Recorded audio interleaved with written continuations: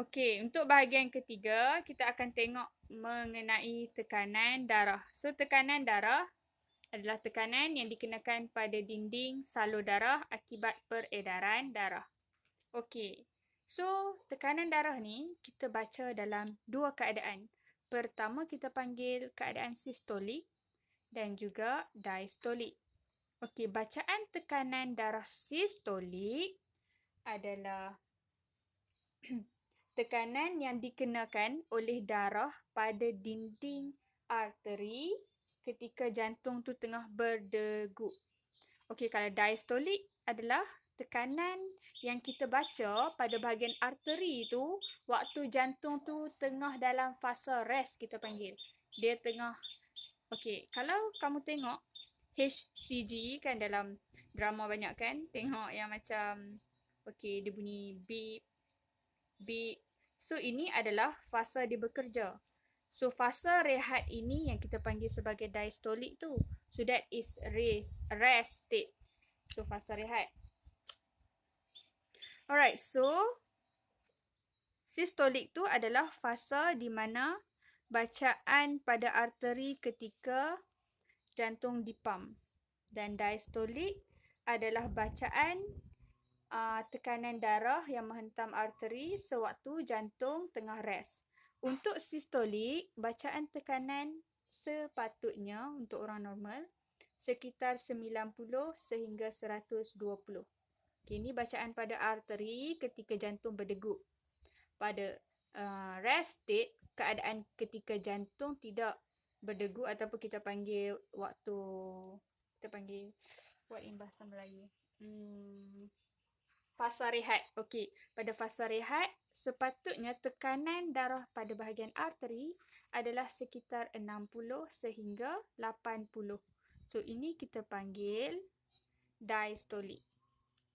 Okey, sekejap. Okey, so cikgu ada satu bacaan pada satu mesin, alright. So, cuba tengok bahagian sistolik dia adalah 106. Dia punya diastolik adalah 67. So, this is considered as normal lah. Sebab dia punya sistolik tidak melebihi 120 dan dia punya diastolik tidak melebihi 80. So, ni adalah normal reading untuk tekanan darah. Okey, dan kita tengok apa yang berlaku kepada jantung sewaktu fasa diastol dan juga fasa sistol. So, fasa diastol adalah keadaan di mana ventrikel ni mengendur dan darah mengisi ventrikel. Fasa sistolik, ventrikel mengecut dan darah dipam keluar ke dalam arteri. Okey. Apa itu sistolik dan juga diastolik? Sistol mengecut. Okey, ni cikgu dah underline. Dan diastol adalah mengendur. Fasa sistol, kita fokus yang mengecutnya adalah bahagian ventrikel. Dan fasa diastol pun kita akan tengok ventrikel dia mengendur. But bila ventrikel mengendur, automatically dia punya atrium akan jadi sistol. Boleh faham tak yang tu? Sebab fasa diastol ini, yang diastol sekarang ni yang mengendur adalah ventrikel. Dan automatically kita tak cakap dah lah. Bila ventrikel mengendur, atrium akan mengecut. Dan bila keadaan fasa sistol, ventrikel mengecut ataupun ventrikel sistol, jadi atrium dia akan diastol. Atrium akan mengendur. Okey, so sekarang cikgu nak fokus pada satu point saja. Dua-dua kita tengok ventrikel.